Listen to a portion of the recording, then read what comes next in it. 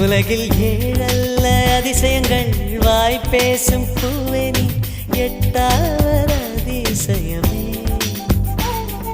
வான் மிதக்கும் உன் கண்கள், தேன் தெறிக்கும் கண்ணங்கள், பால் குடிக்கும் மதரங்கள் அதிசயமே. நங்கை கொண்ட விரல்கள் அதிசயமே.